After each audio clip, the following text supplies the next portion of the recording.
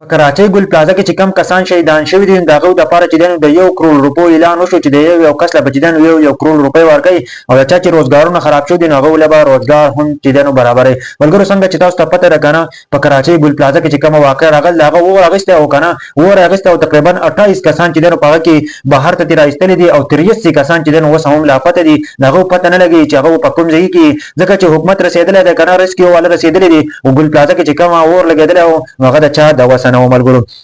زه غواړم چې ټول خلک حیران شوي دي کوم 28 کسان چې دی د ګل پلازې نه بهر ته رایستلي دي نو هغه د پیژندګلو هم نه دي مور پلار ورته ولاړ خو هغه نه پیژندلی کېږي هغه په ګل پلازه کې داسې شوي دي. ملګرو دا چې دی نو حکومت ډي ان اے ټسټ کوي که نه ډي ان اے ټسټ په وجه باندې چې دی په طریقه باندې به چې دی نو دغه پیژني وارثان یې دا خلک دي. ملګرو دا به پته لګوي. ملګرو خو حالات ډېر زیات خراب دي ګل پلازه کې چې دی نو هغه کې اوس هم اور دی او ځکه چې تقریبا 3 فلور ته دی که 4 فلور ته اوس هم حکومت رسېدلی نه دی او ځکه چې پای کې 83 کسان لا اوس هم لاپته دي او هغه چې دی نو او باسره نه دي. ملګرو څنګه چې تاسو ته پته ده په 2-3 ورځې وشوې او په دې ګل پلازا کې چې دی نو اور لګېدلی دی خو هغه ډېر بېتحاشه اور دی. تاسو ته پته ده هغه داسې پلازي چې د هغه نه بیا څوک بهر ته راتللی نه شي. په کراچۍ کې چې دا واقعه راغلی دی ټول خلک یې په ژړا باندې مجبوره کړو. اوس 83 کسان چې دی نو لا اوس هم نه دي راوباسل او کوم کسان چې راوباسل دي نو د هغو ډي ان اے ټسټ کوي نو په هغه طریقه باندې چې دی نو خپل وارثانو ته حواله کوي چې دا د یو کس دی که نه او نور خو د هغه پته هم نه لګي شکل یې داسې ورانې شوي دي خاص شوي دي که نه ځکه چې پای کې داسې اور لګېدلی و.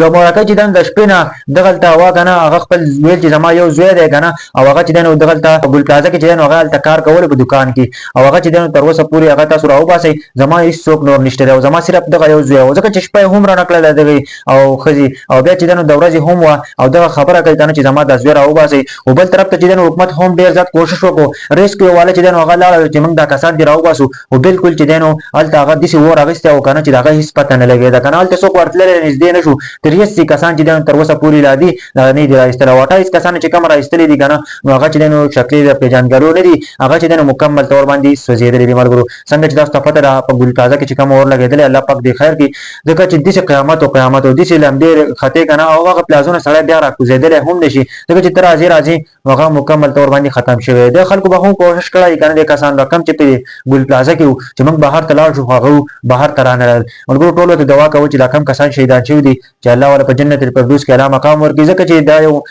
قیامت و ځکه چې کوم اور اخیستی او که نه تاسو په سوشل میډیا باندې کتلی اوس چې دا کومه نوي معلومات راغلل ما ستاسو شریک کړلو ډېر د افسوس مقام دی. په خپله زندګۍ باندې چېرته هم چې دی نو غرور او تکبر مه کوئ. تاسو ته پته ولګي چې کومه زندګي ده انسان هېڅ هم نشي کولی. اوس داسې کسان دي که نه سوي دي او تاسو به ګورئ که نه چې هغه څوک پېژني هم نه چې دا زما بنیادم دی که دا د بل بنیادم دی. ملګرو د الله پاک عذاب په هر سړي باندې راتللی شي دا د الله پاک امتحانونه دي او بس د الله پاک نه د خیر سوال کوئ. ملګرو په ګل پلازا کې چې کومه واقعه راغله لا نور کسان نه ووتل که نه زه بس تاسو سره ضرور ویډیو شریک کوم او د نورو ملګرو سره ضرور شیر کړئ.